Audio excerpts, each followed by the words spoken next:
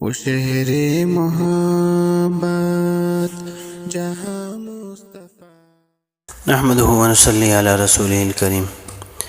ایک ساتھی کا سوال ہے کہ میرے بیٹے کے رشتے میں کوئی رکاوٹ آ رہی ہے، کوئی وظیفہ بتا دیا جائے۔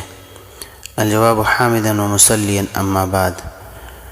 اس کے بارے میں یہ ہے کہ روزانہ فجر سے پہلے یا جامعوں کی ایک تسبیح پڑھ لیا کرے اور اس کے بعد دعا کی جائے، اللہ تبارک و تعالی بہتر رشتہ عطا فرمائیں گے انشاءاللہ تعالی۔